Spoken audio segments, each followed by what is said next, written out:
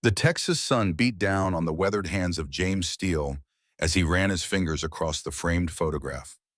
67 years of living had etched deep lines around his eyes, testament to decades spent squinting across desert sands and through tank viewfinders.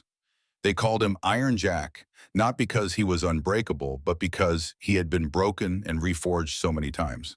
The photograph showed five men standing proudly before an M1 Abrams, dust coating their desert fatigues, victory and exhaustion mingling in their eyes. February 1991, the sands of Iraq still clinging to their boots. 7 enemy tanks neutralized in 7 minutes at 73 Easting, a battle that would be studied in military academies for generations. Jack set the photograph back on the mantel of his modest ranch house near Fort Hood. Through the window, the Texas landscape sprawled endlessly, not unlike the deserts where he'd spent so much of his life.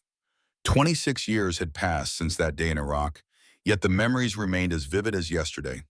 The metallic scent of hot shell casings, the thunder of the 120mm cannon, the precise coordination of his crew moving as one organism inside the steel beast. His living room stood as a quiet museum to a warrior's life. Bronze Star and Silver Star hung in simple frames. Unit citations and battle pennants. A model collection of every tank he'd ever commanded or faced in battle. The evolution of American armored warfare displayed in miniature from Sherman to Abrams. Outside, his old German Shepherd Rex raised his graying muzzle at the sound of an approaching vehicle. Jack didn't need to look to know who it was. Military precision meant military punctuality. Colonel Frank Winters stepped out of his service vehicle wearing dress blues despite the Texas heat. At 62, Winters carried himself with the same ramrod posture he'd had as a lieutenant. They had served together in Desert Storm, 2 young captains with everything to prove. "Still living out here in the middle of nowhere, you old warhorse?" Winters grinned as they shook hands firmly. "Not all of us were built for Pentagon politics, Frank," Jack replied, his voice carrying the gravelly texture of command. "Coffee?" They sat at the weathered oak table on Jack's porch. Rex settled at Jack's feet, eternally vigilant despite his advanced years. "I didn't drive all the way out here just to remind you how much prettier I am," Winters said, sliding an official envelope across the table. "First Armored Division needs you." Jack raised an eyebrow, weathered hands accepting the envelope with practiced caution. "I retired 12 years ago, Frank. Army's got younger, smarter men now." "That's exactly the problem," Winters replied. "Too smart. Too many degrees and not enough dirt under their fingernails. They're building a new training center and museum at Hood. They need someone who knows tanks from the inside out, not from textbooks." Jack scanned the documents, military efficiency in his movements. The proposal outlined an ambitious project combining living history with active training facilities. A bridge between past and future for the Armored Corps. "Why me?" Jack asked, though he already knew the answer. "Because your name still means something to every tanker who's served since '91. Because you wrote half the modern tactical manual for armored warfare. Because no one knows tanks like you do." Winters paused. "And because Matthew's coming home." The name hung in the air like artillery smoke. Jack's son, his only child. "Matthew is being transferred to 1st Armored next month," Winters continued. "He's a lieutenant now, commanding a tank company." Jack turned away, looking out across his land. 12 years of silence stretched between father and son like a minefield neither knew how to cross. Not since that day in Baghdad, in 2003, when a decision made in seconds had altered both their lives forever. "He didn't ask for you to be involved in this," Winters added softly, "but maybe it's time." The ghosts of Jack's past seemed to gather on the porch around them. The men he'd led, the men he'd lost, the choices that haunted his sleep, and always the face of his son Matthew. 18 years old, watching from the crowd as Jack received his honorable discharge, refusing to meet his father's eyes. "I'll think about it," Jack said finally. After Winters departed, Jack walked to his barn where he kept his most prized possession. Under a canvas tarp sat a restored M60A3 Patton tank, his first command. Through countless hours of mechanical work, he had brought it back from a rusted hulk to operational condition. Not many men had a 48-ton war machine as a hobby. Jack climbed up and settled into the commander's position, muscle memory taking over as his hands found the familiar controls. Here, surrounded by steel and memories, he felt most at home. The tank never judged his decisions. The tank never held grudges. The tank only demanded competence and courage. In the fading light of the Texas evening, Jack Steele made his decision. Some battles couldn't be won from behind the armor. Some battles needed to be fought face to face, man to man, father to son. Pulling his old dog tags from around his neck, Jack studied the stamped metal. Steele, James A. Blood type OPOS. Catholic. The identity of a warrior compressed into cold metal. But there was more to the man than could ever be stamped in steel. Tomorrow, he would call Winters and accept the assignment. One last mission for Iron Jack. Perhaps the most important one of his life. Chapter 2. The Steel Beast. The massive hangar doors of the 1st Armored Division Museum construction site rolled open as Jack guided his pickup truck through. 6 weeks had passed since his conversation with Winters. 6 weeks of preparation, of opening old footlockers filled with manuals, maps, and memories. The cavernous space before him buzzed with activity. Construction crews erected display platforms and welders' sparks cascaded down steel frames. At the center stood the hulking form of an M1A2 Abrams tank, its desert tan paint immaculate under the harsh lights. Major Sandra Hayes approached as Jack climbed out of his truck. At 40, she carried herself with the confidence of someone who had fought her way through every rank. The project coordinator had served 3 tours in Afghanistan, earning a reputation for ruthless efficiency. Captain Steele, she greeted him with a crisp salute. "An honor to finally meet you, sir." Jack returned the salute out of habit, though as a civilian consultant, he was no longer bound by military protocol. "Just Jack now, Major. Haven't been captain for a long time." "With respect, sir, no one who commanded at 73 Easting is ever just anything." She handed him a security badge and tablet. "Your office is ready, and your team is waiting." Jack followed her through the organized chaos of the developing museum. Workers paused their tasks to watch him pass, whispers following in his wake. The legend of Iron Jack still carried weight, even among the younger generation. "We're creating something more than a static display here," Hayes explained. "The Secretary wants a living monument to armored warfare, past, present, and future. Training simulations, hands-on restoration work, battle analysis labs. We need to build tankers who think as well as fight." They arrived at a glass-walled conference room where 3 men stood in conversation. As the door opened, they turned as one, and Jack felt the years fall away. Michael Harrison, once the finest gunner in the division, still stood with the perfect posture of someone who had spent decades compensating for the weight of a helmet. At 65, his hands remained as steady as they had been in the gunner's seat of Jack's Abrams. They called him Duke for his almost aristocratic precision. Samuel Wilkins, former loader, had lost weight since Jack had seen him last, but the massive forearms remained, developed from years of handling 40-pound shells in the confined space of a tank turret. Doc had earned his nickname not from medical training, but from his encyclopedic knowledge of tank ammunition and ballistics. Tom Martinez, once the youngest of their crew, had been their driver, guiding their Abrams through the fires of Desert Storm with an instinct that bordered on prescience. Leadfoot now walked with a slight limp from an IED in Iraq in 2005, but his eyes remained alert, constantly calculating paths and obstacles. They stood silent for a moment, these brothers forged in steel and fire, before Duke stepped forward with a grin. "Look what the desert dragged in," he said, gripping Jack's hand firmly. "You ugly sons of bitches," Jack replied, emotion threatening to crack his voice.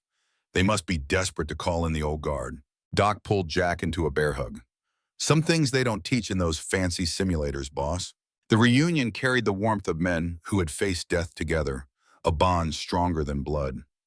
Hayes discreetly left them alone, recognizing the sacred space of warriors reunited. Once seated around their conference table, Jack activated the tablet Hayes had given him, bringing up schematics of the museum and training facility. "Frank Winters says we have 6 months to build this place from scratch," Jack began, falling naturally back into the role of commander. "Not just displays of old iron, but a place that connects the history of armored warfare to its future." Leadfoot whistled. "Ambitious timeline, even for us." "That's why we're here," Jack replied. "Each of you knows a piece of this puzzle better than anyone alive. Duke, you're our master gunner. Doc, ballistics and mechanical systems. Leadfoot, mobility and terrain analysis. We're going to show these kids what tanks can really do."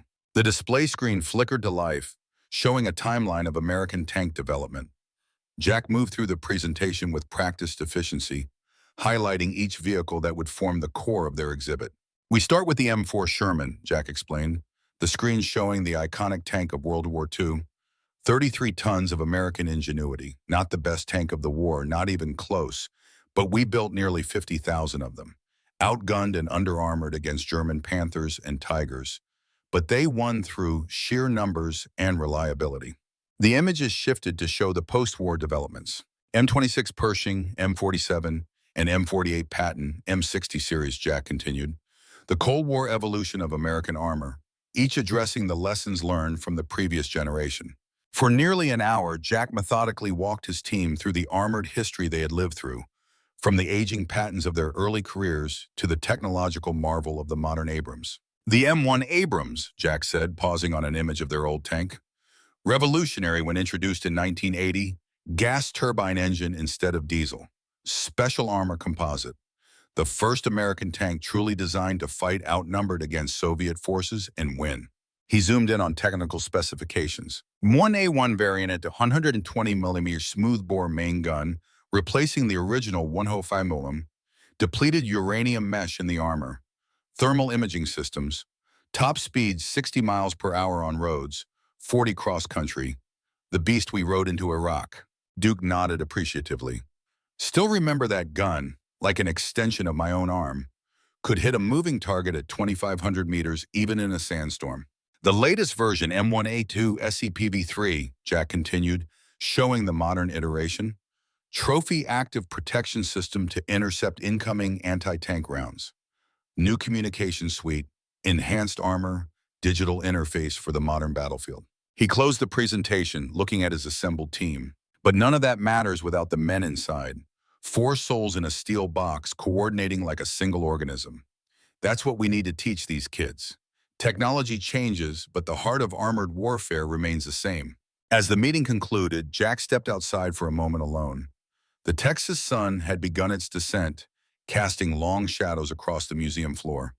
Workers continued their tasks around the display tanks, their movements reminding Jack of the organized chaos of a combat unit preparing for battle. A young officer entered the far end of the hangar, surrounded by junior enlisted personnel. Even at a distance, Jack recognized the bearing, the profile. His breath caught in his throat. Matthew. His son moved with the confidence Jack remembered from his own days as a young officer. The same height, the same build, even the same way of gesturing when giving orders.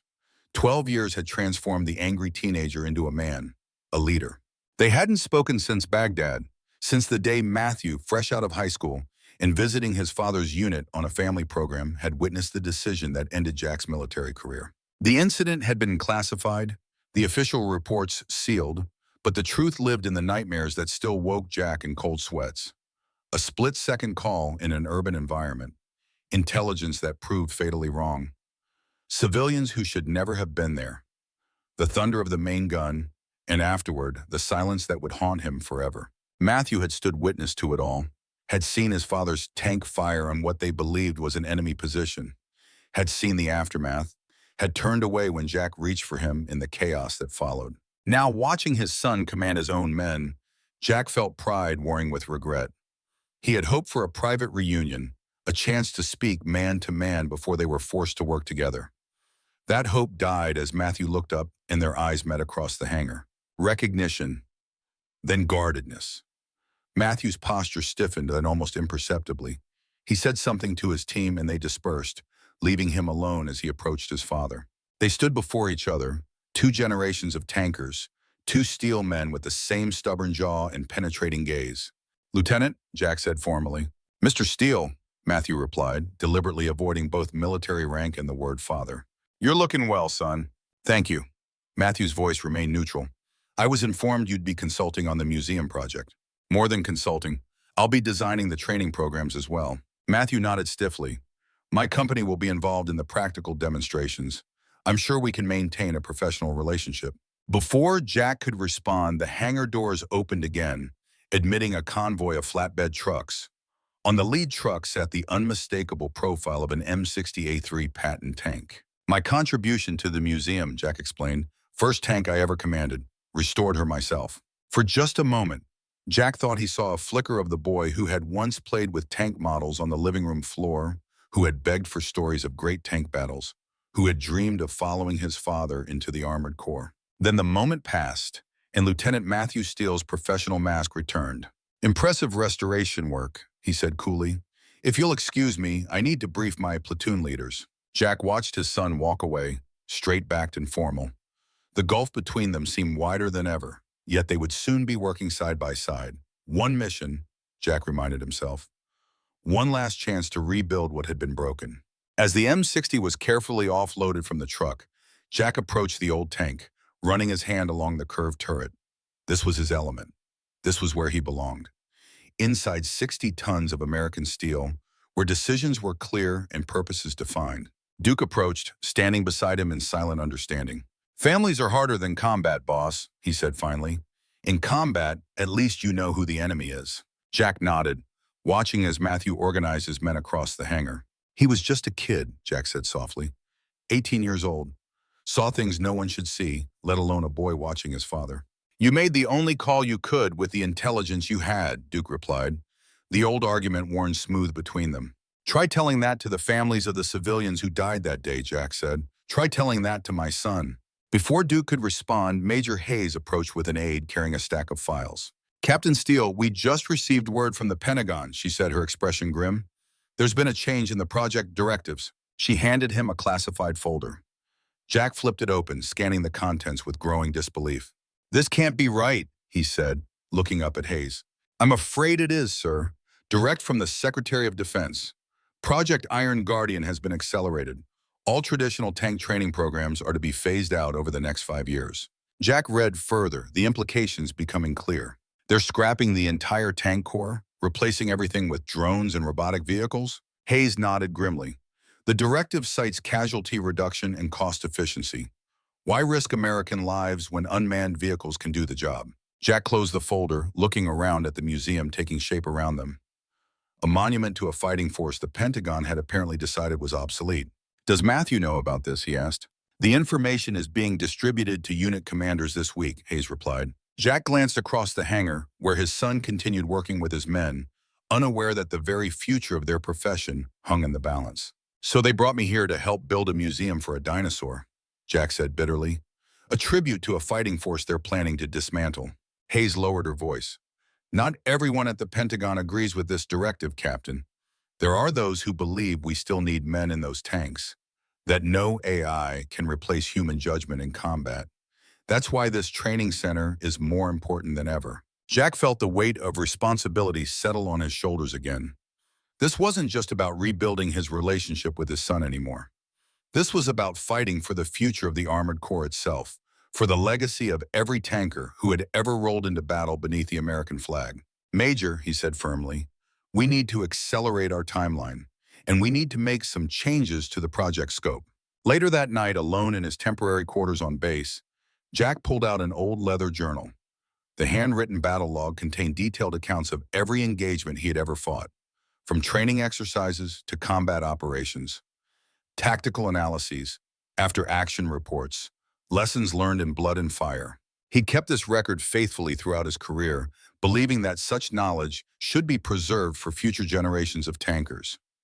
Now, with the Pentagon threatening to end that lineage, the journal felt like both testament and eulogy. Jack opened to a fresh page and began to write.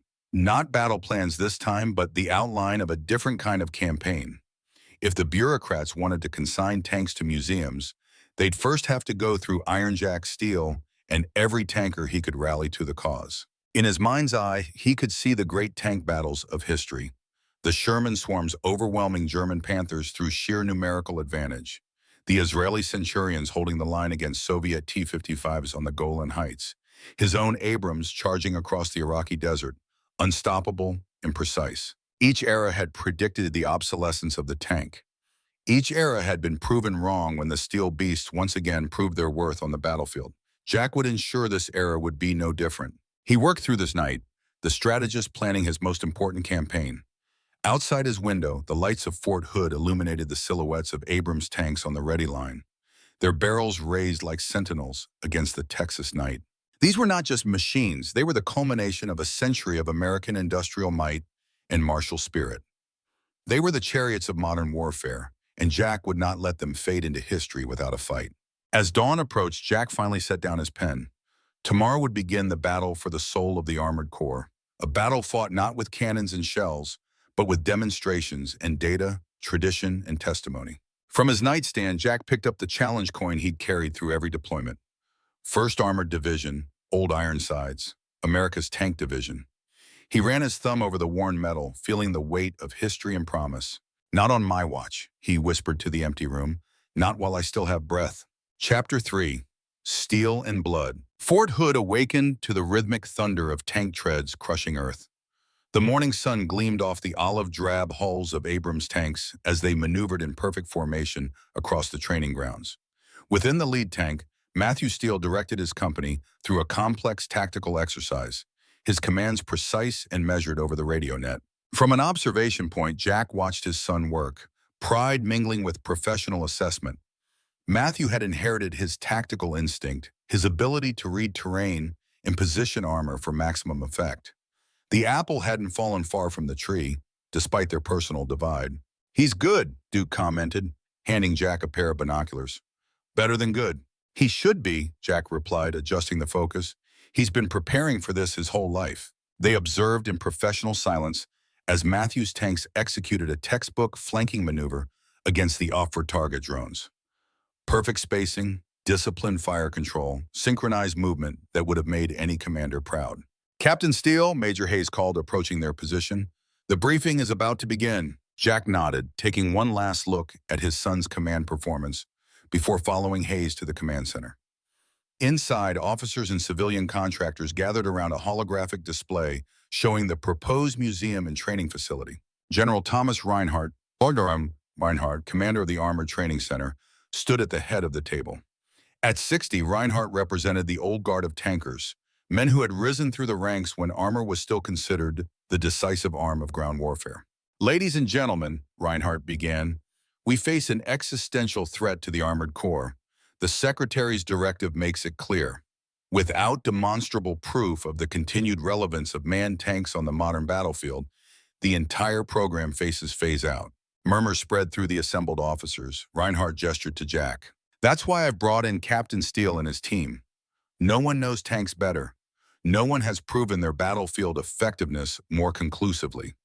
The 73 Easting engagement remains the textbook example of American armor dominance." Jack stepped forward, feeling every eye in the room upon him. "General, with respect, showcasing past victories won't change Pentagon minds.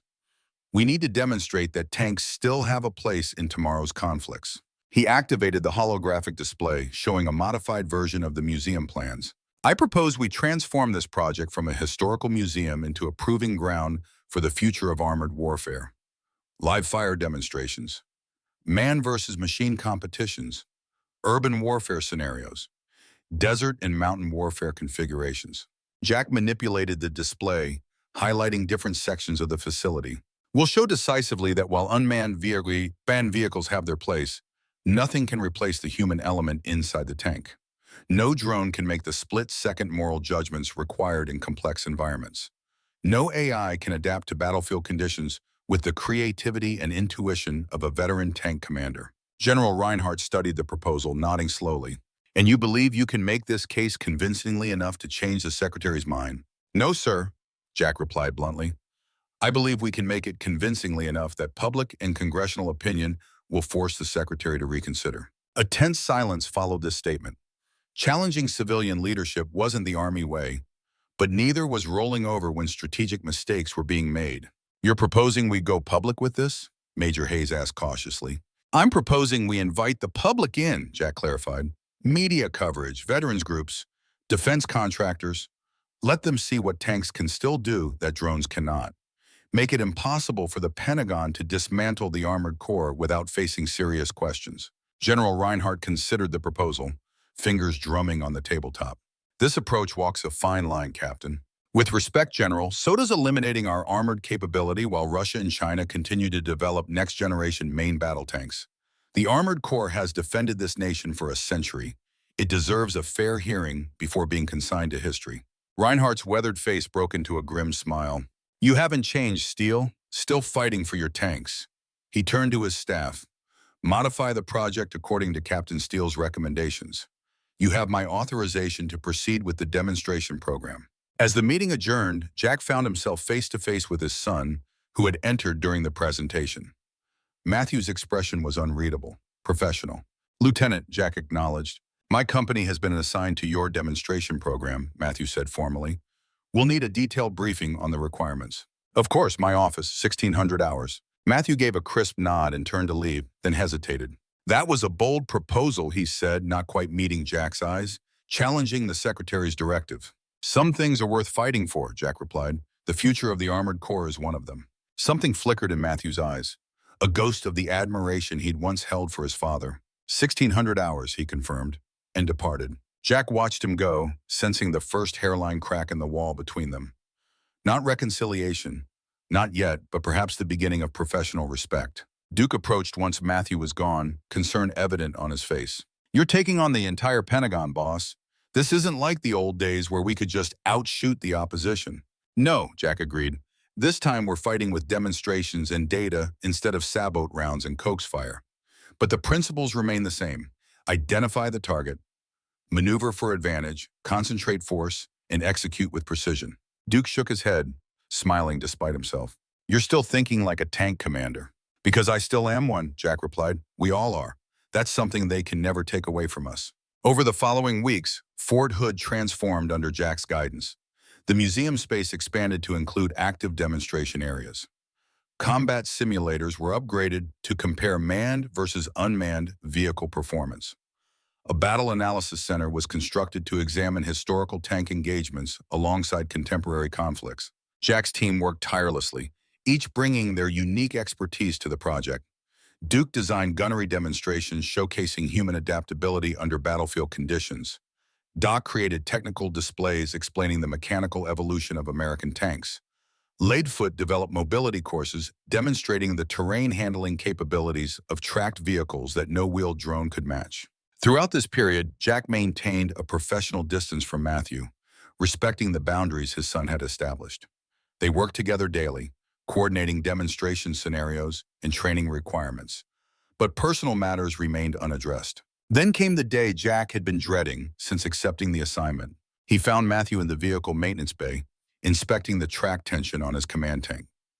For a moment, Jack simply watched his son work, noting the methodical precision so similar to his own. "Matthew," he said finally, "we need to talk about Baghdad." His son stiffened, hands pausing on the track adjustment mechanism. "That's not necessary," Matthew replied, voice controlled. "It's in the past." "Not for either of us, it isn't," Jack insisted. "You haven't looked me in the eye since that day." Matthew stood slowly, wiping grease from his hands with a rag. Around them, mechanics discreetly found reasons to be elsewhere, sensing the personal nature of the conversation. "What do you want me to say?" Matthew asked, finally meeting his father's gaze. "That I understand why you fired on that building, that I forgive you for the civilians who died." "I want you to know what really happened," Jack said quietly. "The full story was classified. You only saw the aftermath." "I saw enough," Matthew replied, voice tight with restrained emotion. "I saw women and children carried out of that building. I saw you receive your discharge papers 3 weeks later." Jack glanced around the maintenance bay, then gestured toward his office. "Not here," he said. Matthew hesitated, then gave a curt nod, following his father to the privacy of the small office Jack had been assigned. Once inside, Jack closed the door and pulled a file from his desk drawer, stamped with faded security classifications. "I requested these records be declassified," Jack explained. "It took 12 years, but the Army finally agreed." He opened the file, revealing satellite imagery, intelligence reports, and after-action assessments. "We had confirmed intelligence that the building housed an insurgent cell preparing to ambush a convoy of wounded being evacuated from the Green Zone," Jack began, his voice clinical, detached, as if briefing a mission rather than reliving his worst day. 3 separate sources confirmed the location. Drone footage showed armed men entering the structure. He laid out photos showing the building in question, annotations marking entry points and lines of fire. What the intelligence didn't tell us was that the insurgents had forced families into the building as human shields. They knew our rules of engagement. They knew we wouldn't fire if civilians were present. Matthew's jaw tightened, but he remained silent, studying the documents. "I made the call to fire based on the intelligence available," Jack continued. "One high explosive round targeted precisely at the section of the building where the insurgents were positioned. The blast was contained exactly as planned." "But," Matthew prompted, knowing there was more. But the insurgents had rigged the entire building with explosives, planning to detonate them as the medical convoy passed. Our shell triggered their IEDs, causing a chain reaction that destroyed the structure. Jack's voice finally cracked. 23 civilians died, along with 12 insurgents. Matthew sat heavily in the chair opposite his father's desk, absorbing the information. Why didn't you tell me this before? I couldn't. The operation was classified to protect the intelligence sources. And afterward, Jack shook his head. Afterward, I accepted responsibility. A commander is accountable for every round fired from his tank, regardless of circumstances or intelligence failures. Matthew studied the declassified reports in silence, the tactical officer in him processing the information dispassionately while the son wrestled with 12 years of judgment. So you didn't know about the civilians, he said finally. No, but that doesn't absolve me. I gave the order to fire. Those deaths are on me. Matthew looked up, really seeing his father perhaps for the first time since that day in Baghdad. Is that why you left the army? They didn't force you out? Jack shook his head. I requested discharge. I couldn't command men after that. Couldn't ask them to trust my judgment. The silence between them held the weight of years of unspoken grief and misunderstanding. I need time to process this, Matthew said finally, standing. This doesn't change everything. Not overnight. I understand, Jack replied. All I ask is that you know the full story now. Matthew gathered the declassified files, tucking them under his arm. May I keep these? Jack nodded. They're yours. No more secrets between us. As Matthew reached the door, he paused, looking back at his father. For what it's worth, he said quietly, based on these reports, I would have made the same call you did. With that, he was gone, leaving Jack alone with the first fragile hope of reconciliation. That evening, as the Texas sunset painted Fort Hood in hues of amber and gold, Jack stood before the M1A2 Abrams that would be the centerpiece of their demonstration program. 70 tons of American resolve, the most formidable land-fighting vehicle ever created. In 2 days, they would host the first major demonstration for media and congressional representatives. Everything had to be perfect. The future of the Armored Corps depended on it. Duke found him there, admiring the tank in the fading light. She's ready, boss, he reported. Fully functional, all systems operational. Good, Jack replied. We'll need her at her best. Duke hesitated, then added, word came down from the Pentagon this afternoon. Deputy Secretary Carmichael will be attending personally. Jack's eyebrows rose in surprise. Carmichael? He's the one pushing hardest for the drone replacement program. Exactly, Duke confirmed. Word is he wants to see for himself what we're up against before finalizing the budget cuts. Jack considered this development, tactical mind already adjusting the demonstration plans.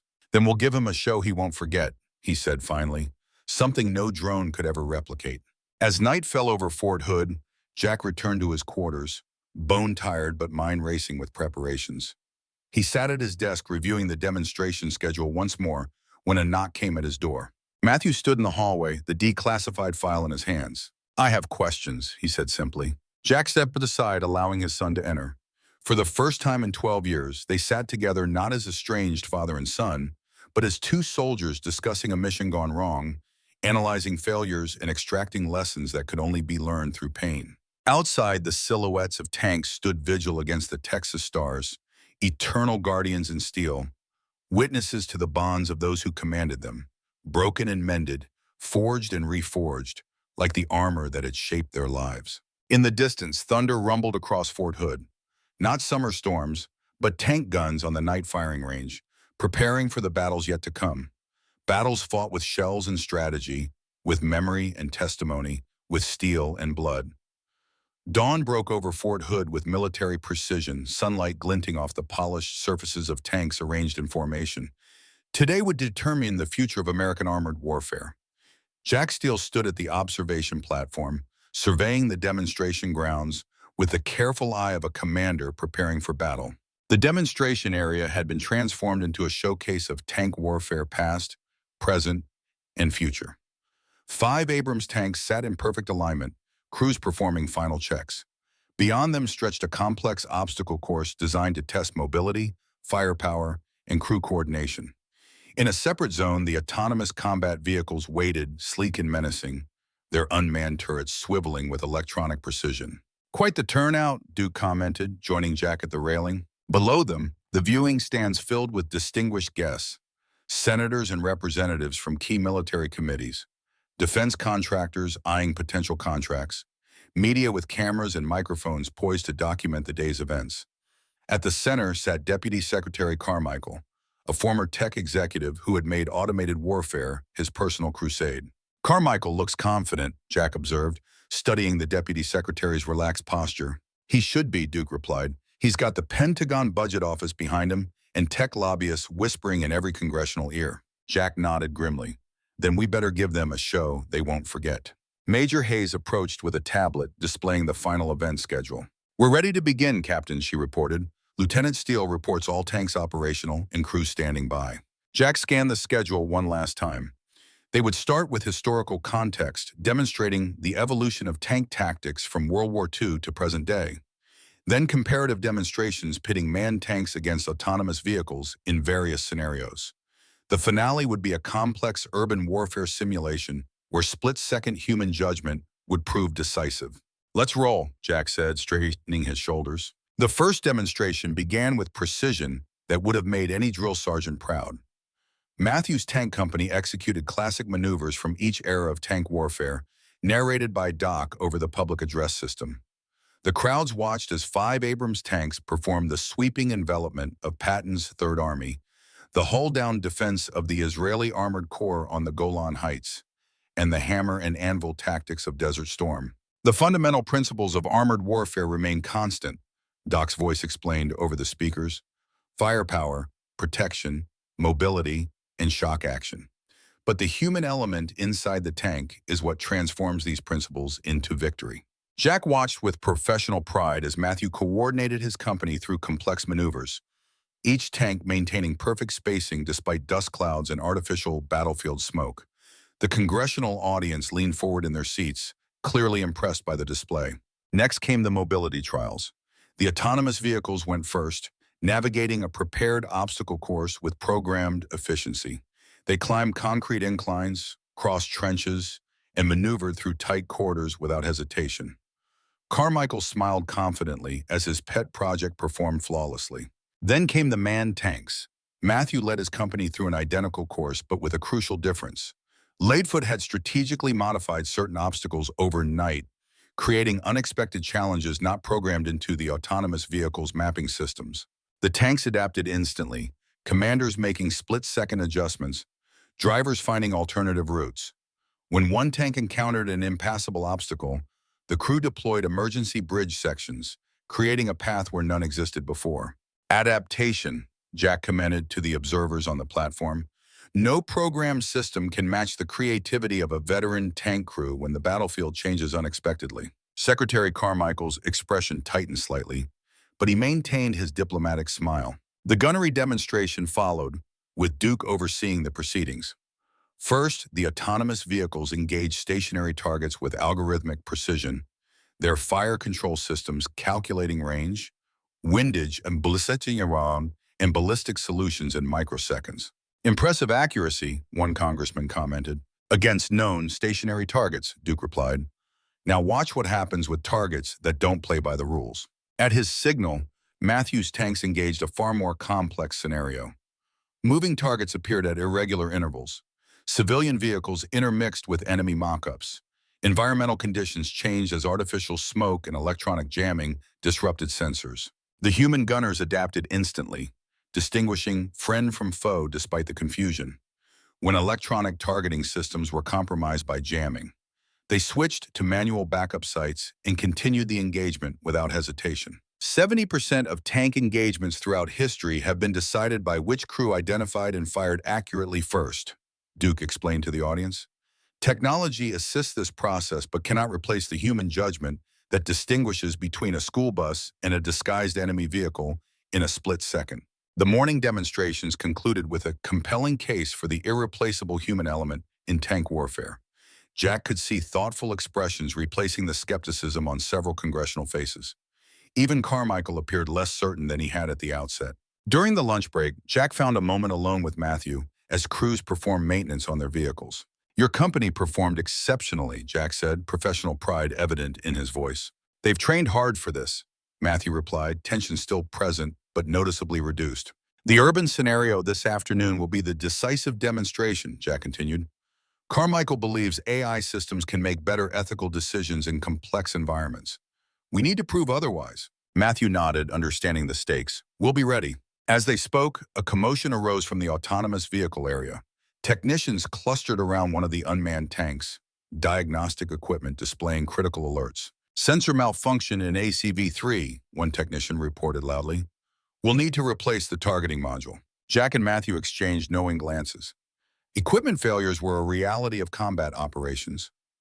The question was how each system would adapt to such failures. Proceed with the maintenance, Jack ordered, but the afternoon demonstration starts as scheduled, with or without ACV-3.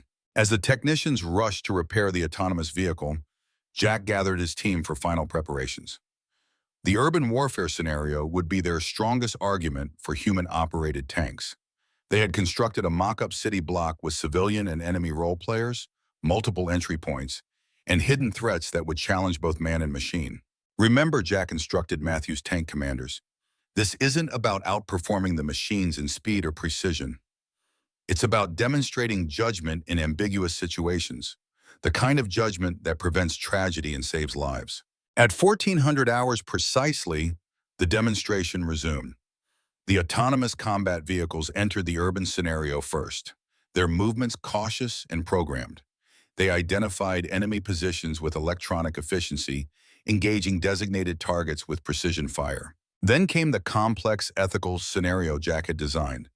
Role players simulating civilians entered the engagement area. Some carried items that could be interpreted as weapons. Others moved in patterns that algorithmic threat assessment might flag as suspicious. The autonomous vehicles froze. Their programming conflicted between force protection protocols and civilian safety parameters. One vehicle repeatedly rotated its turret between multiple potential threats, unable to prioritize. Another simply stopped, waiting for human override from its remote operators. Carmichael frowned, making notes on his tablet as his showcase technology hesitated in the face of ambiguity. Then Matthew's tank company entered an identical but separate urban scenario. The same ethical dilemmas awaited them, the same ambiguous threats. But here, human judgment prevailed. Tank commanders made instant assessments based on subtle contextual clues. They distinguished between actual threats and civilians carrying similar objects. When uncertain, they deployed infantry support rather than risking main gunfire in populated areas. The autonomous systems are processing data, Jack explained to the observers. The human crews are understanding the situation. That distinction has life or death consequences on the battlefield. The demonstration reached its climax with a surprise scenario. Without warning, role players simulating a school evacuation entered the autonomous vehicle testing area. The machines immediately ceased fire, correctly identifying the children as non-combatants. But then came the twist Jack had planned. Adult role players accompanying the children produced mock weapons, simulating insurgents using civilian shields. The autonomous vehicles remained frozen, their programming unable to resolve the ethical contradiction. In the parallel scenario, Matthew's tank commanders reacted with coordinated precision, using suppressive machine gun fire to pin down the threats while maneuvering to create evacuation routes for the civilians. In the autonomous scenario, the school children would become hostages or casualties, Jack narrated for the audience. In the manned scenario, they have a fighting chance because human commanders can perceive and create opportunities that no algorithm can anticipate. As the final exercise concluded, a respectful silence fell over the viewing stands. The point had been made not through rhetoric, but through compelling demonstration. Human judgment, honed by training and experience, remained essential to ethical and effective armored warfare. Secretary Carmichael approached Jack as the crews exited their vehicles, his expression thoughtful. An impressive demonstration, Captain Steele, he acknowledged. You've given us much to consider. That's all we ask, Mr. Secretary, Jack replied. A fair assessment of the continued value of human-operated tanks in modern warfare. You'll have my report within the week, Carmichael promised, shaking Jack's hand before departing with his entourage. As the VIPs filed out, Jack's team gathered around him, cautiously optimistic. Did we move the needle? Doc asked. We made them think, Jack replied. That's the first step. Matthew joined them, his tank crew following respectfully behind. The urban scenario was effective, he said, particularly the school evacuation sequence. That was well conceived. The concept came from your after-action report in Fallujah, Jack revealed. I recognized your tactical thinking. Surprise registered on Matthew's face, quickly replaced by quiet pride. A moment of connection passed between father and son, professional respect beginning to heal old wounds. The celebration was short-lived. Major Hayes approached with urgent news. "Captain, we've just received word," she said, her voice low. "The Pentagon Budget Committee is meeting tomorrow. Not next week as planned. They're fast-tracking the autonomous vehicle funding decision." Jack's team exchanged concerned glances. They had expected more time for their demonstration results to circulate among decision-makers. "Carmichael is moving to lock in the funding before our demonstration can influence the broader conversation," Jack concluded. Smart play on his part. So we just lost?" Leadfoot asked, frustration evident in his voice. "No," Jack replied, tactical mind already formulating a new approach. "We just need to change the battlefield. Major, how quickly can we compile the footage from today's demonstration?" "We have multiple camera angles, data recordings, and comparison metrics," she replied. "I could have a complete package by midnight." "Do it," Jack ordered, "and contact General Reinhardt. We need to get this footage to every member of that budget committee before they meet tomorrow." As the team dispersed to their tasks, Matthew remained, studying his father with new eyes. "You never give up, do you?" he asked, something like admiration in his voice. "Not when it matters," Jack replied simply. "Some battles are worth fighting to the end, no matter the odds." Matthew nodded, then hesitated before speaking again. "I'd like to help," he said finally. "My crew and I can provide testimony about the urban scenario, explain the decision-making process from the commander's perspective." Jack felt something tighten in his chest, a hope he hardly dared acknowledge. "That would be invaluable," he said carefully, "especially coming from a current tank commander rather than a retired old warhorse like me."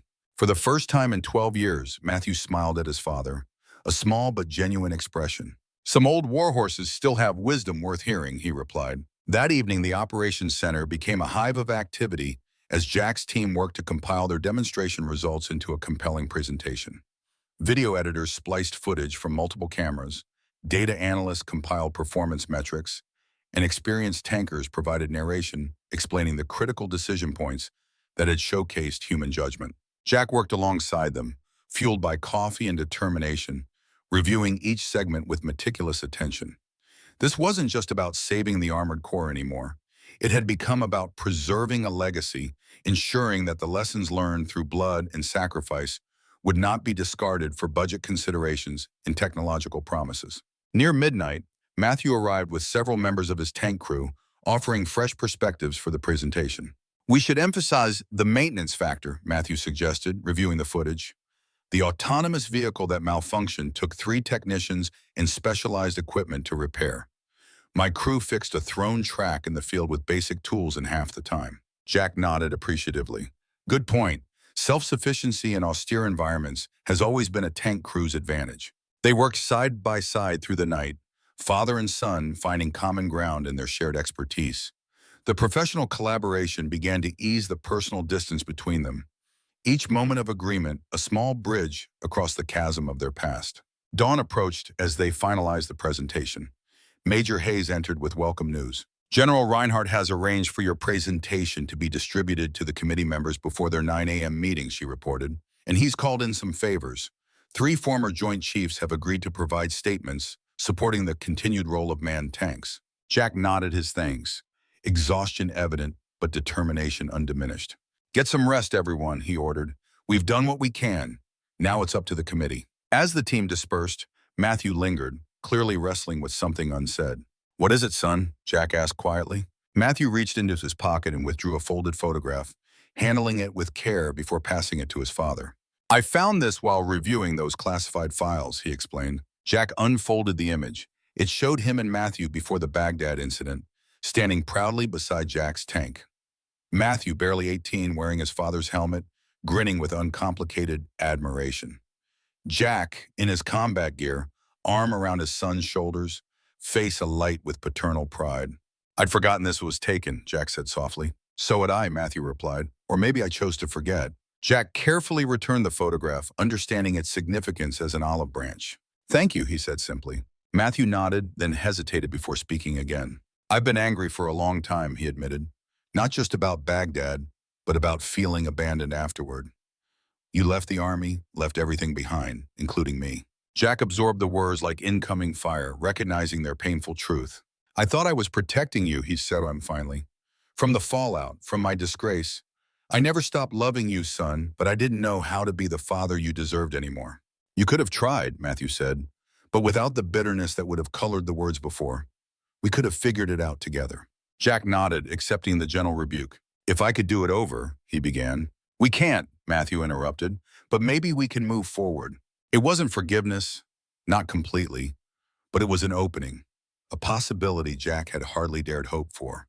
I'd like that, he replied. As Matthew departed for his quarters, Jack remained in the empty operations center, the weight of the past 24 hours settling on his shoulders. They had made their best case for the future of tank warfare, but the decision now lay beyond their control. He studied the silent screens displaying their presentation, seeing not just technical arguments, but the legacy of generations of tankers. The Sherman crews who had battled across Europe despite being outgunned by German Panthers. The Pershing commanders who had faced North Korean T-34s with determination and grit. His own comrades from Desert Storm who had proven American armor dominance in the largest tank battle since World War II. More than machines, more than tactics, tanks represented the spirit of American fighting resolve. The willingness to meet the enemy directly, to place American courage and skill against any foe. Autonomous drones might be more efficient in some scenarios, might save lives in others, but they could never embody that fighting spirit. Jack finally left the operations center as sunrise painted Fort Hood in golden light. Whatever tomorrow brought, he had done his duty one last time. He had fought for something greater than himself. Sleep claimed him almost instantly when he reached his quarters, the exhaustion of a commander after battle pulling him into dreamless rest. Chapter 5. The Trial by Fire. Jack awoke to urgent knocking at his door. The bedside clock showed 14:07 hours. He had slept through the morning and into the afternoon, his body demanding recovery after 36 hours of continuous activity. Major Hayes stood in the hallway, her expression tense. "Captain, you're needed in the commander's office immediately," she reported. "The budget committee has reached its decision." Jack dressed quickly and followed Hayes across the base to division headquarters. Inside General Reinhardt's office, he found the command team already assembled. Duke, Doc, and Leadfoot stood along one wall, faces grave. Matthew sat in a chair near the window, his expression unreadable. General Reinhardt looked up from his desk as Jack entered. "The committee voted this morning," he announced without preamble. "Funding for the Autonomous Combat Vehicle Program has been approved. Manned tank production will cease after the current procurement cycle." A heavy silence fell across the room. Decades of American armored warfare tradition, ending with a budget committee vote. "There's more," Reinhardt continued. "Deputy Secretary Carmichael has proposed a final evaluation exercise, one last chance to demonstrate the comparative effectiveness of manned versus unmanned platforms." Jack's tactical mind engaged immediately. "What kind of exercise?" "A full battalion level force on force engagement," Reinhardt explained. "Carmichael's automated task force against a traditional armored battalion. 2 days from now, right here at Hood." "They just want to humiliate us publicly before pulling the plug," Duke muttered. "Perhaps," Reinhardt acknowledged. "Or perhaps Carmichael was more impressed by yesterday's demonstration than he let on. Either way, this is the only opportunity we have left." All eyes turned to Jack. The old commander straightened his shoulders, battlefield instincts already assessing the challenge. "What forces are available?" he asked. "That's the catch," Reinhardt replied. "Carmichael specifies that the manned force must consist of tankers with 20-plus years experience. Veterans, not active duty personnel." Understanding dawned across the room. This wasn't just a test of machines versus men, but of experience versus technology, wisdom versus algorithms. "He wants us to field a battalion of old war horses," Jack said, a grim smile forming. "Thinks our reflexes will be too slow, our bodies too weak." "Exactly," Reinhardt confirmed. "He's stacking the deck, expecting men in their 50s and 60s to fail against his machines." Jack exchanged glances with his crew. Despite the odds, a familiar fire kindled in their eyes, the same determination that had carried them through the Iraqi desert decades ago. "How many tanks would we need?" Jack asked. 14 operational Abrams to match his 14 autonomous vehicles," Reinhardt replied, "plus command and support elements." "And crews?" 56 qualified tank crewmen with 20-plus years experience," Reinhardt said, "plus headquarters staff. We'd need to find them, transport them here, and prepare them in less than 48 hours. An impossible timeline for conventional military operations, but Jack was already formulating a plan. "We don't find them," he said decisively. "They find us." He turned to Major Hayes. "Major, I need the demonstration footage released publicly. All channels, all platforms. Add a direct appeal to former tank crewmen. Make it clear what's at stake." Hayes nodded, already reaching for her tablet. "Duke," Jack continued, "contact the Tankers Association. They maintain a roster of every living tank commander from Desert Storm forward. Start making calls." "On it, boss," Duke replied, energy returning to his voice. "Doc, prepare a crash refresher training program. These men may not have been inside a tank for years. We need to reactivate their muscle memory fast." "Consider it done," Doc assured him. "Leadfoot, I want all 14 tanks prepped for immediate operational status. Full mechanical overhaul, targeting systems calibrated, tracks tension for desert conditions." Leadfoot grinned. "They'll run like they just rolled off the assembly line." Jack turned to Matthew last. "Lieutenant, I need your company to serve as opposition force during our preparation. Your current crews know these tanks inside out. They can help the veterans get back up to speed." Matthew stood, military bearing perfect. "My company is at your disposal," he said formally. "With your permission, I'd like to serve as your XO for this operation." Jack felt a surge of pride he couldn't fully contain. "Permission granted, Lieutenant." General Reinhardt watched the exchange with approval. "I can authorize emergency quartering and provisions for the veteran crews," he offered, "and expedite any administrative requirements." "Thank you, General," Jack replied. "We'll need every advantage we can get." The team dispersed to their tasks with renewed purpose. Jack remained behind with Reinhardt to discuss tactical considerations. Carmichael's autonomous vehicles performed well in controlled conditions, Jack noted. But a full force-on-force engagement is different. Fog of war, unexpected terrain challenges, command and control under pressure. "That's what I'm counting on," Reinhardt agreed. "His machines may be faster and more precise in ideal conditions, but battle is never ideal." "We'll need to choose the battlefield carefully," Jack continued. "Terrain that favors experience over processing power." Reinhardt unfolded a map of the Fort Hood training ranges. "I've already secured Range Complex Bravo," he said, indicating a sprawling section on the western edge of the base. "Rolling hills, dense vegetation in sectors, multiple water obstacles, complex terrain that will challenge their sensors and movement algorithms." Jack studied the map, tactical assessments running through his mind. "Perfect," he said finally. "We'll use the terrain to break up their formations, force them to make adaptive decisions their programming might not anticipate." "If anyone can make this work, it's you, Jack," Reinhardt said, allowing a rare use of first name. "The entire future of American armored warfare rests on this exercise."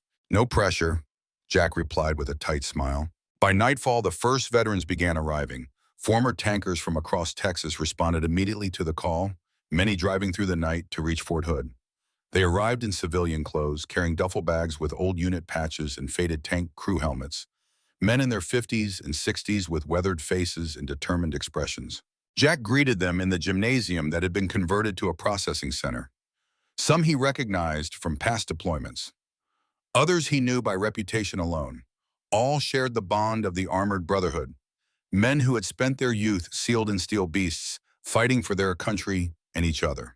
"Gentlemen," Jack addressed them as they gathered, "thank you for answering the call on such short notice. You're here because American tank warfare stands at a crossroads." He explained the situation plainly, soldier to soldier, the budget decision, the autonomous vehicle program, the final exercise that would determine whether manned tanks remained a core component of American ground forces. "We have 48 hours to become a functioning armored battalion again," Jack concluded. "Some of you haven't been inside a tank in years. Some of you may have health conditions that make this challenging. But every man in this room knows what tanks mean to American military power.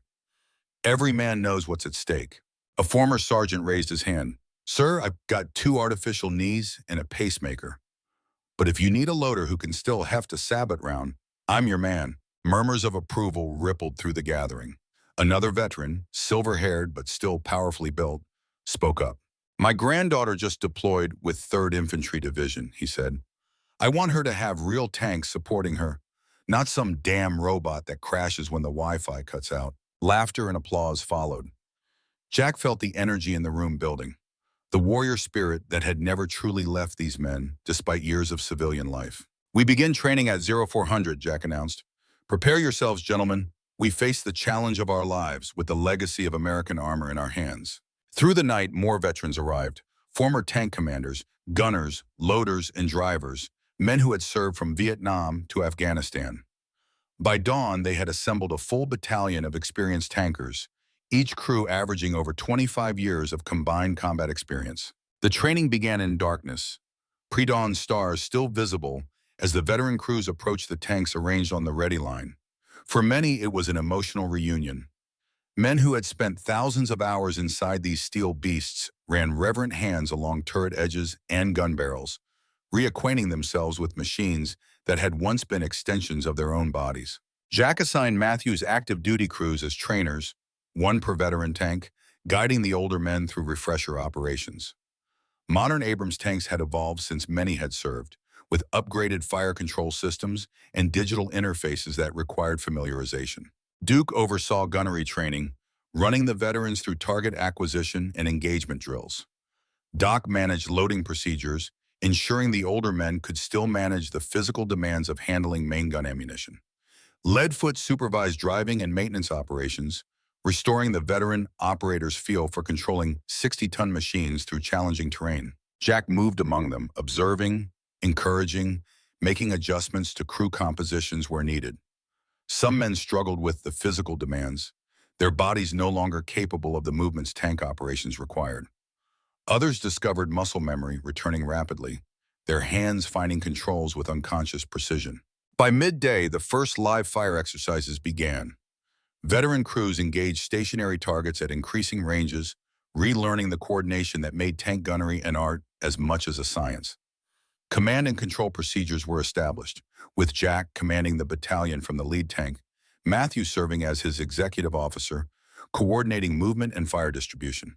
The afternoon brought mounting challenges, engagement of moving targets, coordinated platoon-level maneuvers, communications under electronic interference conditions.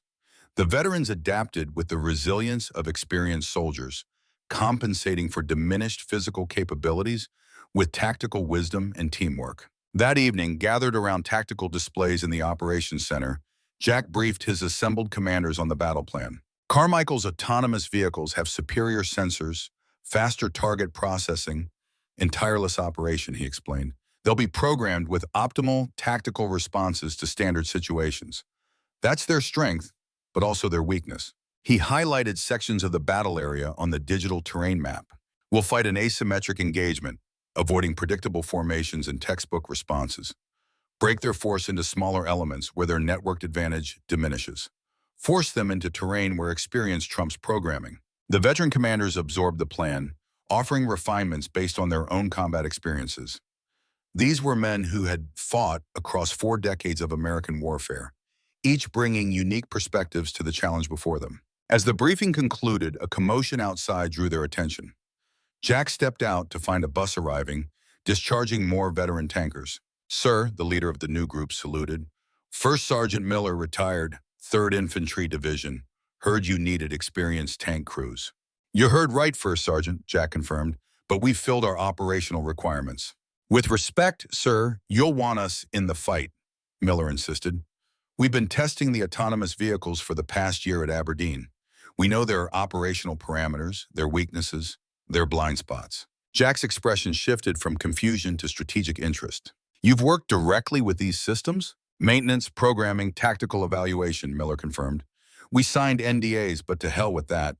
These machines aren't ready to replace manned tanks, and we're not letting pencil pushers in the Pentagon make that decision without all the facts."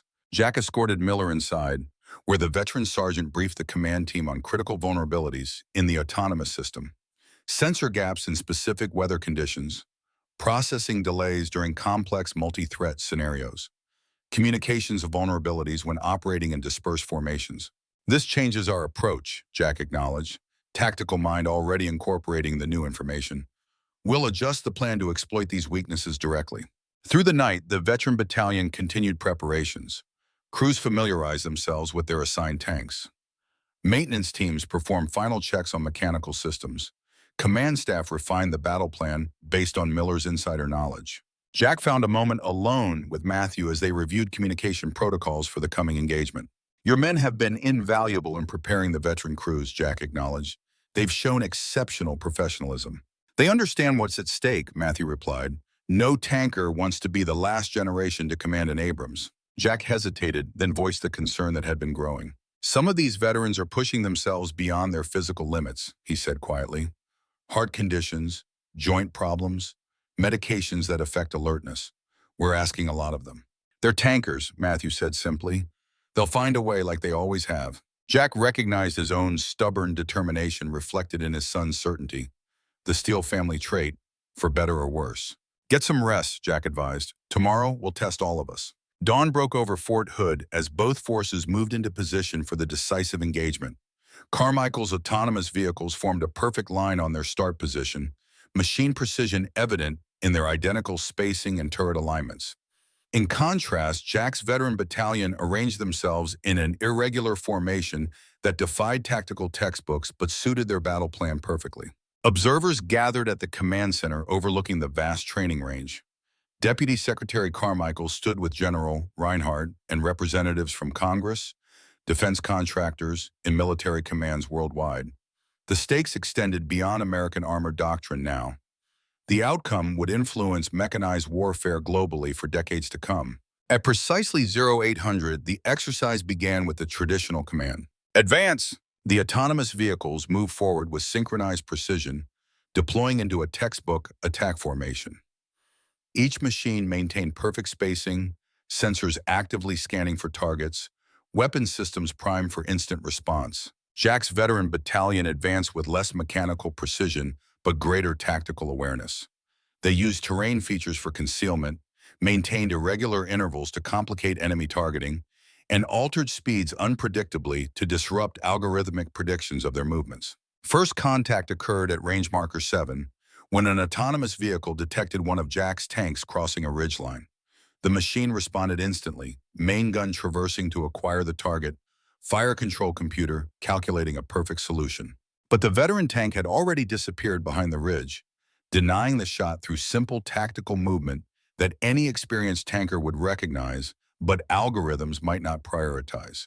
The autonomous vehicle adjusted, attempting to reacquire, only to face fire from an unexpected direction as another veteran tank engaged from a concealed position. Target tank, 2 o'clock, 1,000 meters, came the veteran commander's calm order.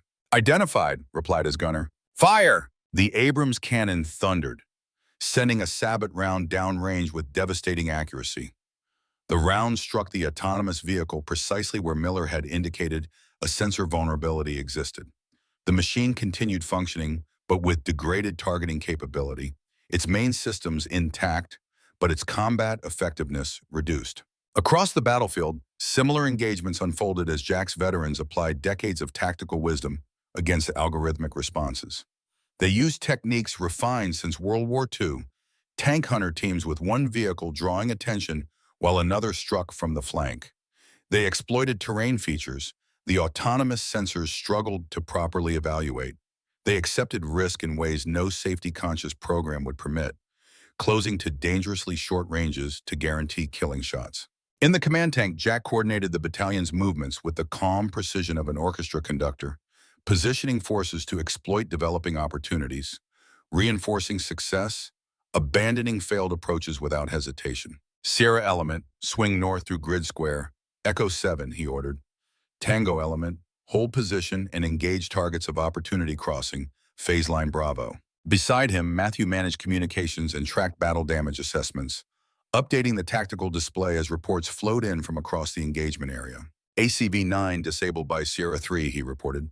ACV-12 reporting degraded mobility after crossing the stream obstacle. The battle developed with the unpredictable flow of all military engagements, plans adjusting to circumstances, opportunities arising and disappearing in seconds. Here, the human commanders demonstrated their greatest advantage, the ability to recognize and exploit the unexpected. An autonomous vehicle became temporarily isolated after losing communications with its network. Two veteran tanks immediately converged, attacking from multiple angles, overwhelming its defensive programming. Another autonomous vehicle followed its optimal path into a narrow valley where veterans had established interlocking fields of fire, creating an ambush no algorithm had anticipated. Not all engagements favored the human crews. The autonomous vehicles demonstrated superior gunnery against targets in open terrain, their stabilization systems and fire control computers achieving first-round hits at extreme ranges. Two of Jack's tanks were ruled destroyed after being caught crossing open ground, their aging crews unable to match the machine's target acquisition speed. By midday, the engagement had reached a critical phase.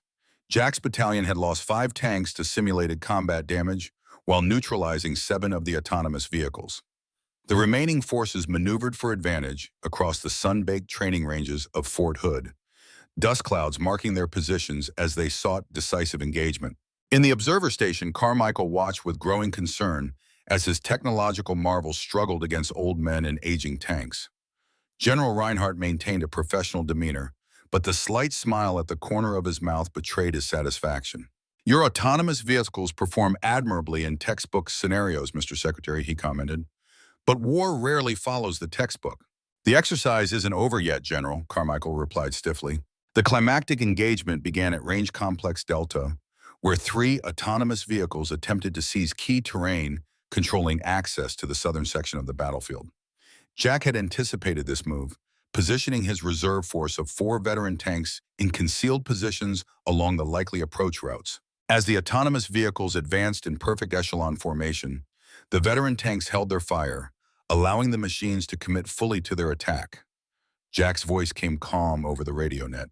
"All Sierra elements, stand by to engage on my mark." The autonomous vehicles reached the designated trigger point, fully exposed on the rolling terrain. "Execute Sierra," Jack commanded. 4 tank guns fired simultaneously, each targeting a specific vulnerability on the autonomous vehicles. The precision fire disrupted sensors, weapon systems, and mobility components without destroying the machines outright. The autonomous vehicles, suddenly degraded but not defeated, attempted to adjust their tactics, seeking cover and returning fire. But the veteran commanders had positioned themselves perfectly, exploiting every terrain advantage, denying the machines effective firing positions while maintaining their own fields of fire. One by one, the autonomous vehicles were neutralized, unable to adapt to the rapidly changing tactical situation. As the final autonomous vehicle ceased movement, exercise controllers declared the engagement complete. Jack's veteran battalion had achieved decisive victory, neutralizing Carmichael's entire force while preserving 6 operational tanks of their own. In the observer station, stunned silence gave way to murmured conversations as the implications became clear. The veterans had demonstrated conclusively that experience and human judgment remained decisive factors in armored warfare, even against technologically superior autonomous systems. Jack emerged from his command tank, removing his crew helmet, with the stiff movements of a man who had pushed his aging body beyond its comfortable limits. Around him, veteran tankers climbed from their vehicles with similar evidence of physical strain but unmistakable triumph in their expressions. Matthew approached, offering a bottle of water and a rare smile. "That was masterfully executed, Tigard," he said, professional admiration evident in his voice. "The Valley ambush sequence was textbook patent with a modern twist." "Some lessons remain relevant across generations," Jack replied, gratefully accepting the water. "Your coordination of the southern element was equally impressive." Father and son stood together amid the controlled chaos of the exercise conclusion, their shared tactical language building a bridge across years of separation. Across the training range, Deputy Secretary Carmichael conferred urgently with his technical team, faces grave as they reviewed performance data from the defeated autonomous vehicles. General Reinhardt approached Jack's position, trailed by congressional observers and media representatives.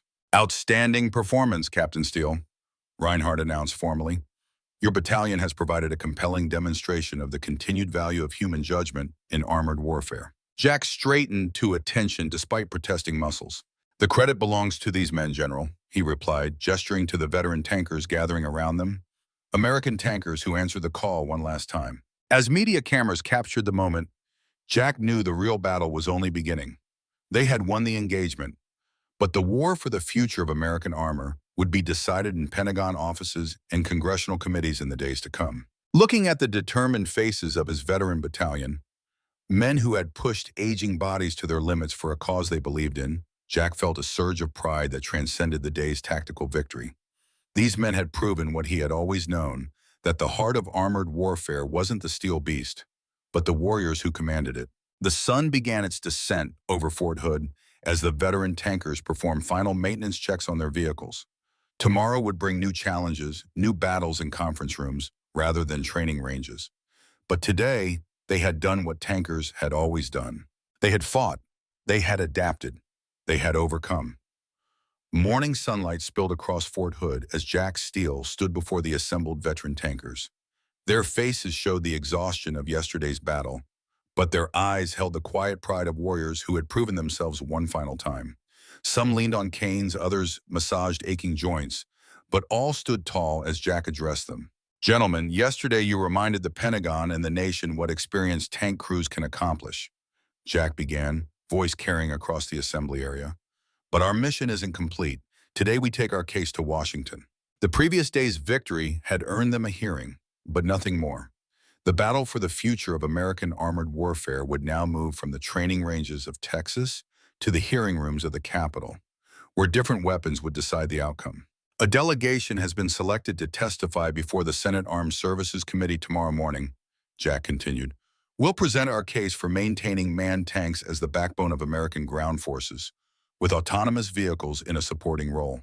He announced the delegation members, veteran commanders selected for their combat records, and ability to articulate the tanker's perspective.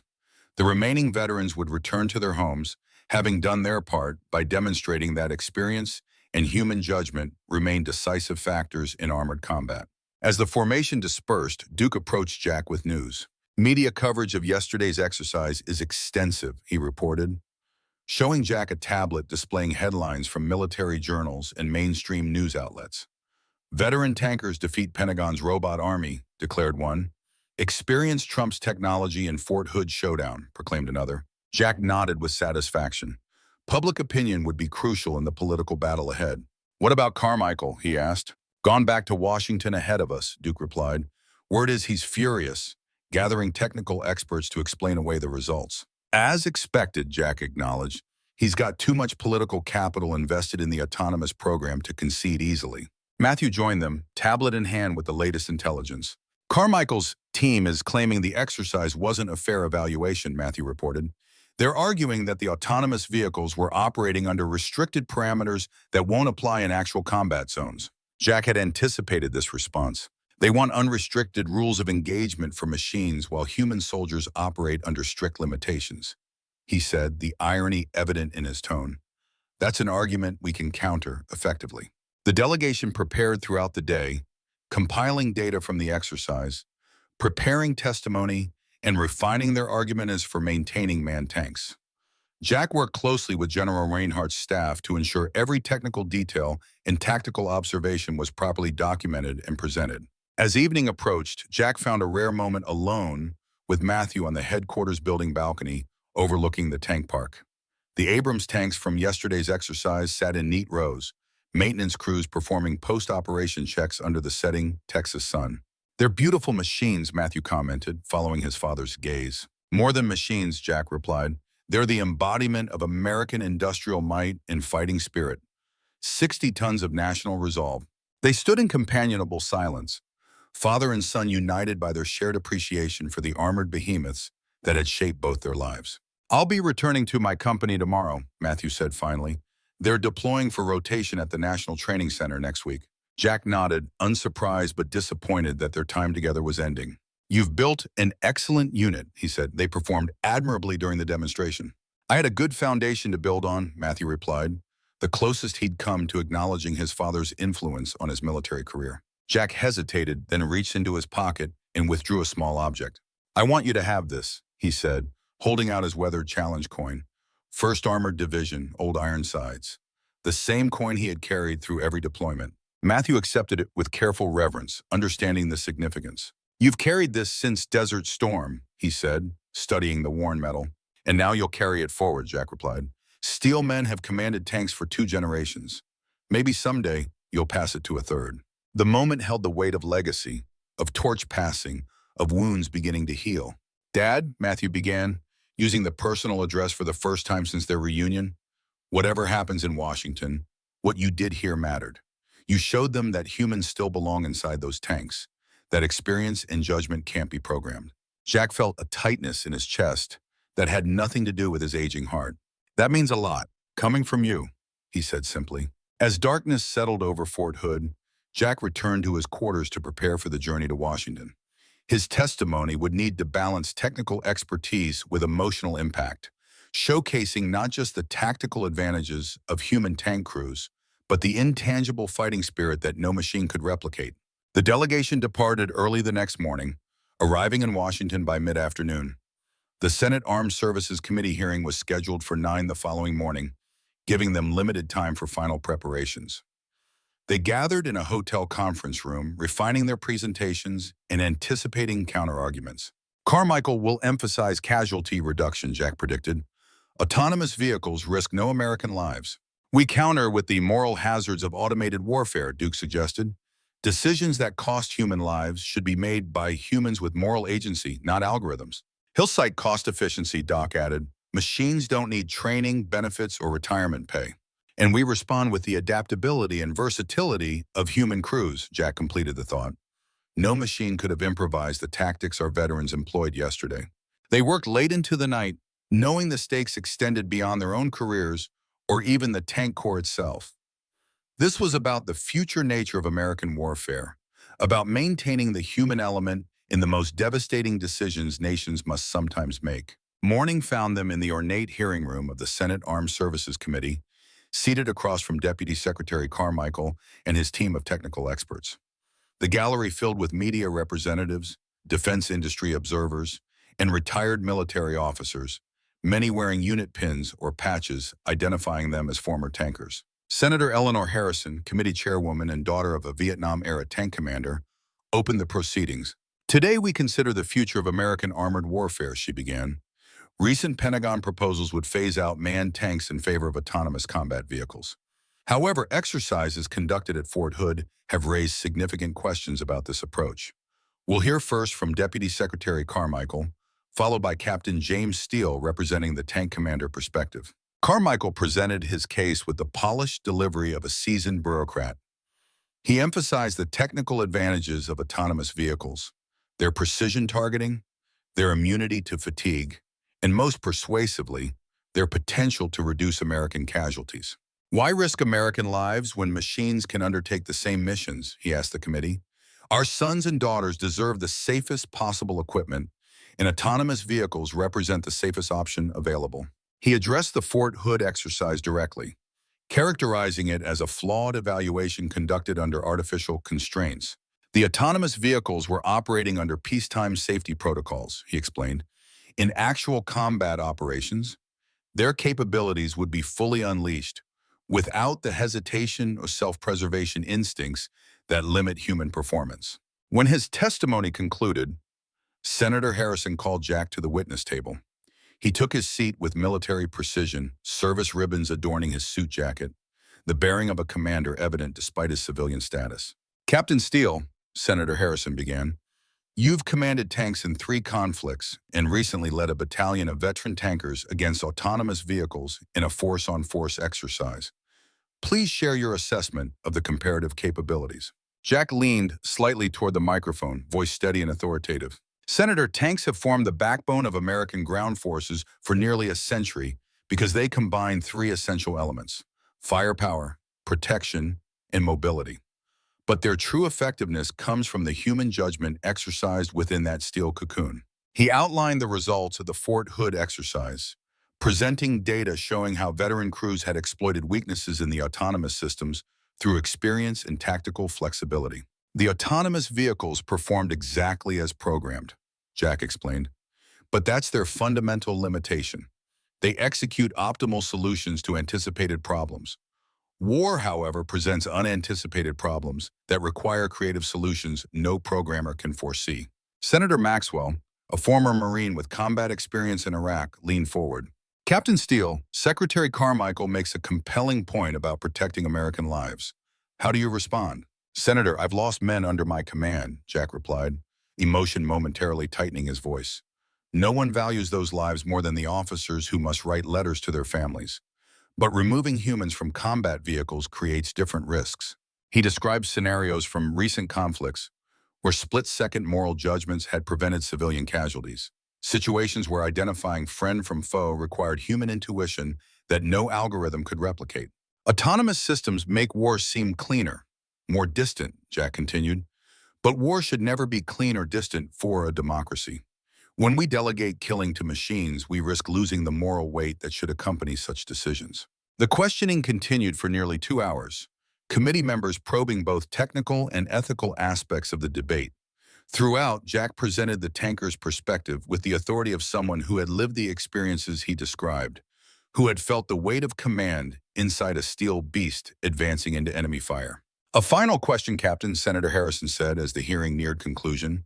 If autonomous vehicles offer superior technical performance in many metrics, why should we maintain human crews in our tanks? Jack paused, gathering his thoughts. Senator, I could cite tactical flexibility or battlefield adaptability, but the true answer goes deeper.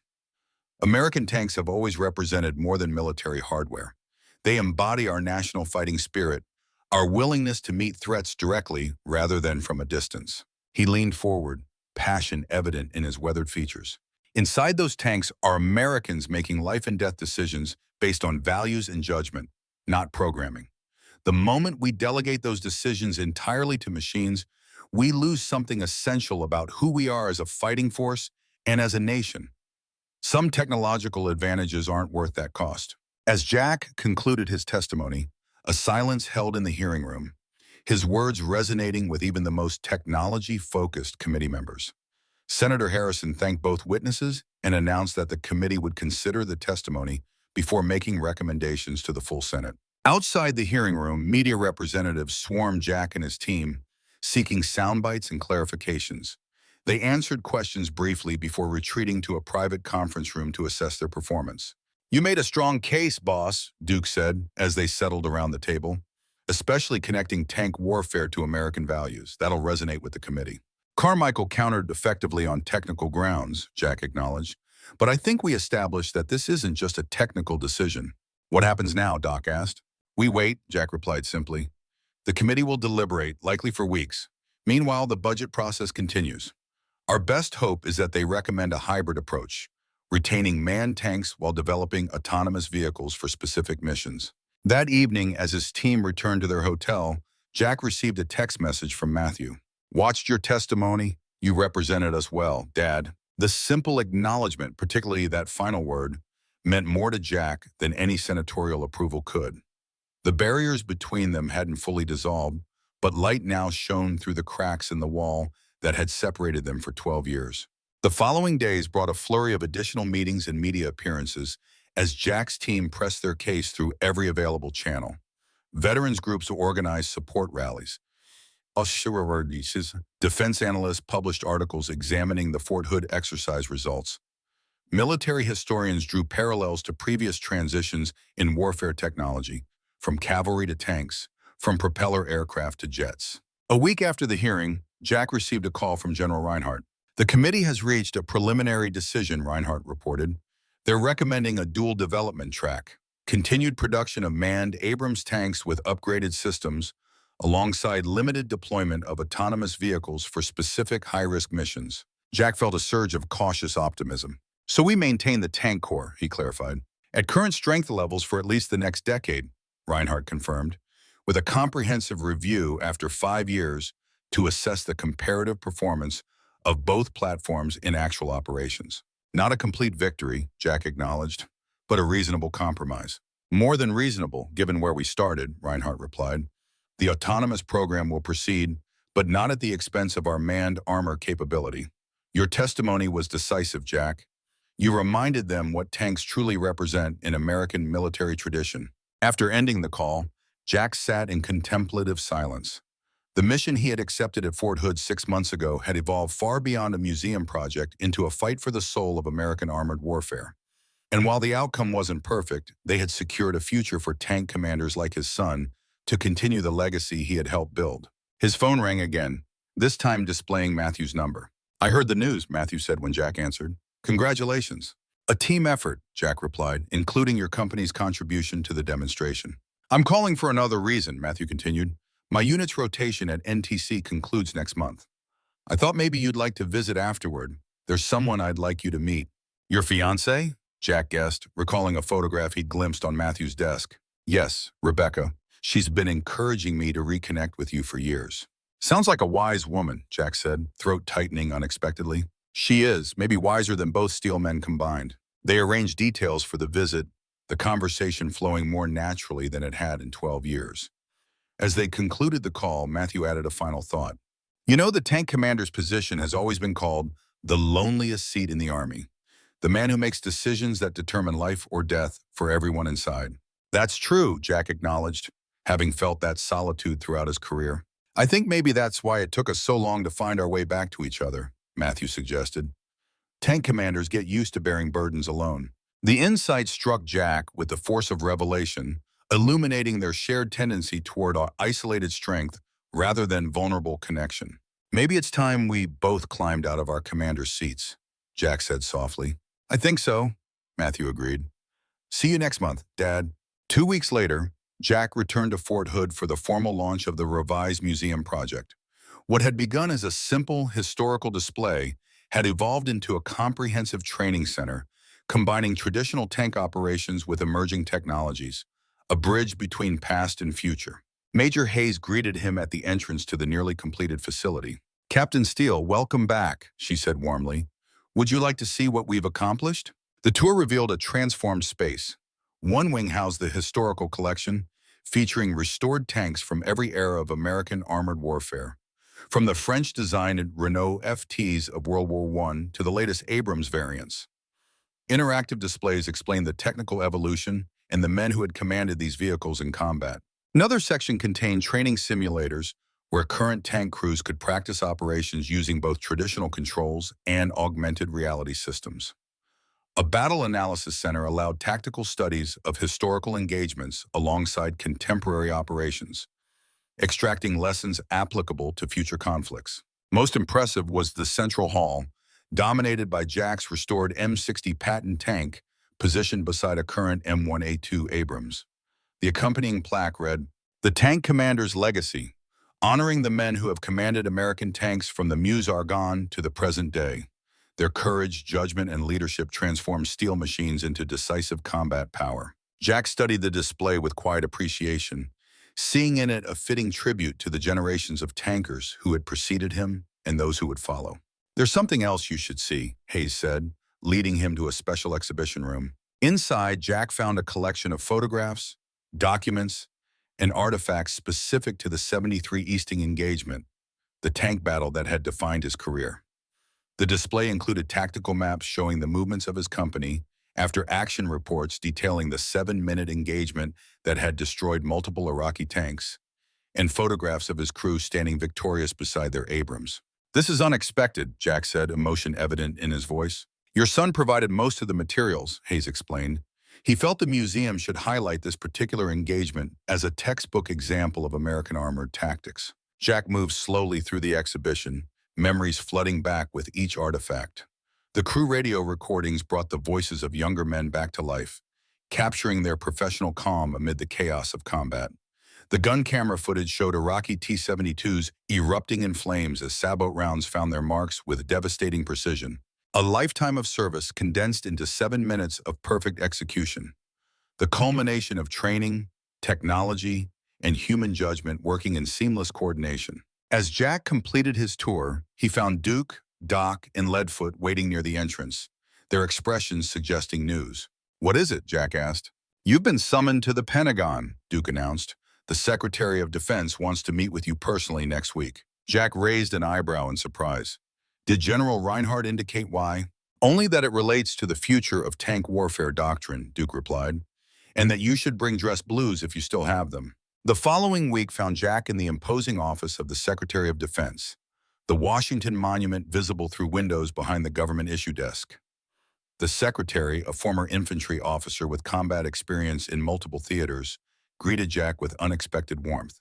"Captain Steele, thank you for making the trip," he began, gesturing Jack to a chair. "I've been following your campaign for the future of the Armored Corps with great interest." "Thank you, Mr. Secretary," Jack replied cautiously, still uncertain of the purpose behind this meeting. "Your testimony before the Senate committee was particularly compelling," the Secretary continued, especially your points about maintaining the human element in warfare decisions." He rose and moved to the window, looking out over the Capitol before turning back to Jack. "The department is establishing a new advisory board on the integration of autonomous systems in combat operations," he explained, "ensuring that human judgment remains central to the employment of these technologies. I'd like you to serve as the Tank Corps representative." Jack considered the request with surprise. "With respect, Mr. Secretary, I'm retired. Surely an active duty commander would be more appropriate." "On the contrary," the secretary countered, "we need someone with historical perspective and the moral authority to speak uncomfortable truths. Someone not constrained by career considerations. Your actions at Fort Hood demonstrated you're precisely that person." The irony wasn't lost on Jack. After fighting to preserve human tank commanders, he was being asked to help define the ethical boundaries for the very technologies that might someday replace them. "This isn't an either-or proposition," the secretary added, sensing Jack's hesitation. "The future will include both manned and unmanned systems. The question is how we maintain our values and fighting spirit as technology evolves." Jack recognized the wisdom in this approach. Better to help shape that future than to resist it entirely. "I'd be honored to serve, Mr. Secretary," he said finally. "Excellent. The first meeting convenes next month." The secretary retrieved a folder from his desk. "One more matter before you go." He handed Jack an official document bearing the presidential seal. "The White House reviewed your service record while considering you for this position," the secretary explained. "They discovered an oversight regarding the Baghdad incident in 2003. Jack tensed involuntarily. That day had cast a shadow over everything that followed, from his military career to his relationship with his son. "New intelligence analysis confirms what you maintained at the time," the secretary continued. "The insurgents had indeed rigged the building with explosives, intending to detonate them as the medical convoy passed. Your action, while resulting in tragic civilian casualties, prevented an even greater loss of life." He produced a small case from his desk drawer. "The President has authorized the award of the Distinguished Service Cross, recognizing your command decision under the most difficult circumstances imaginable." Jack stared at the case, emotions warring within him. The validation of his judgment came 12 years too late to save his military career, but perhaps not too late to heal the final wounds between father and son. "I'm not sure I can accept this, sir," he said finally. "Those civilians still died because of my order." "The burden of command includes accepting that sometimes all available choices lead to tragedy," the secretary replied with the understanding of someone who had faced similar dilemmas. "The medal doesn't erase that burden, but it acknowledges the impossible situation you faced and the courage with which you faced it." Jack accepted the case with solemn reverence, understanding its significance not as personal vindication, but as institutional recognition of the weight tank commanders must sometimes bear. 1 month later, on Veterans Day, Fort Hood hosted the official dedication of the completed Armored Warfare Training Center and Museum. The ceremony drew tank veterans spanning conflicts from World War II to Afghanistan, united by their shared experience commanding steel beasts in combat. Jack stood on the reviewing stand alongside General Reinhardt as the current tank battalion conducted a pass-in review, Abrams tanks advancing in perfect formation, engines thundering with controlled power.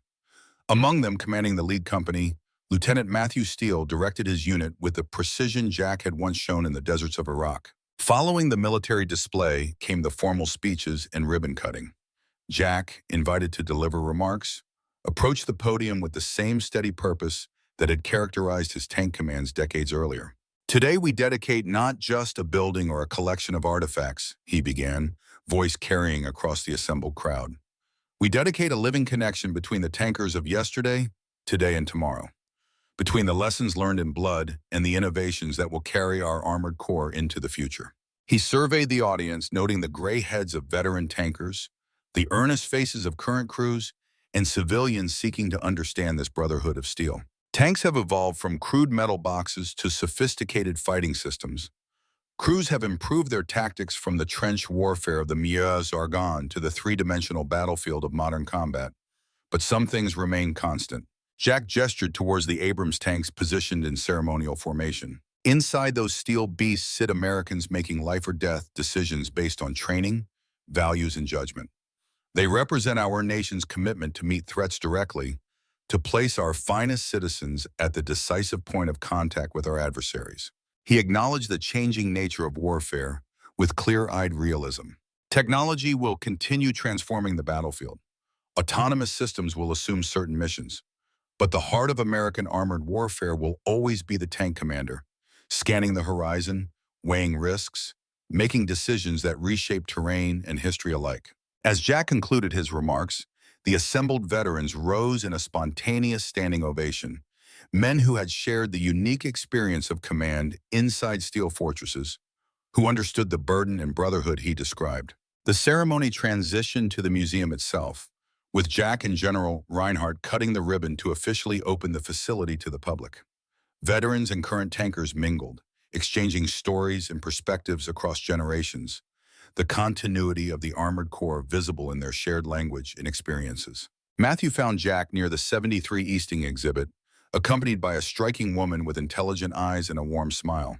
"Dad, this is Rebecca," Matthew said, completing the introduction they had arranged weeks earlier. Jack shook her hand with genuine pleasure. "Matthew speaks very highly of you," he said. "And he's told me a great deal about you," Rebecca replied, "especially recently." The three toured the museum together, Jack providing context and personal insights beyond the official displays, sharing the tanker's perspective that only those who had commanded in combat truly understood. Near the building's exit, a new addition had been installed since Jack's previous visit, a simple bronze plaque bearing the armor branch motto, "The Combat Arm of Decision." Beneath it, an additional line had been added, "Where steel meets spirit." Jack studied the inscription, finding in it the perfect distillation of what tanks had always represented in American warfare. Not merely machines of destruction, but the embodiment of national resolve made manifest in steel and fire, in courage and commitment. Matthew noticed his father's focus on the plaque. "That addition was my suggestion," he said quietly. "Something you taught me long before Baghdad." The acknowledgement of continuity between them, of wisdom passed from father to son despite years of estrangement, completed a circle Jack had feared might remain forever broken. Outside, as evening approached, the three generations of Steeles stood watching the sunset paint Fort Hood in hues of amber and gold. The silhouettes of tanks on the ready line stood eternal vigil against the darkening Texas sky, guardians in steel awaiting the next call to action. "Will you be returning to Fort Hood after your Pentagon assignment?" Matthew asked. "I haven't decided," Jack replied. "The museum is complete. My work here finished." "Not entirely," Matthew countered. "There's a new tank commander training program starting next quarter. They need experienced instructors who can teach more than tactics and technology." "What else would they teach?" Rebecca asked. "Judgment," Matthew answered, looking directly at his father. "The human element that makes a tank more than a machine." Jack considered the invitation, sensing in it not just professional opportunity, but personal reconciliation. A chance to influence the next generation of tank commanders, including perhaps someday a third generation of steel men to command American armor. "I'll consider it," he said, the commander's careful response. But as they walked toward the parking lot, three figures outlined against the fading light, Jack felt the weight of legacy settling comfortably on his shoulders. Not a burden now, but a connection stretching backward to the tankers who had preceded him and forward to those who would follow. The steel beasts would evolve, technologies would transform, but the essential truth would remain unchanged. Inside American tanks, human judgment would continue to convert mechanical capability into combat power, steel into victory, machines into instruments of national will. The circle remained unbroken. The legacy continued. Forged in steel, tempered in fire, preserved through generations.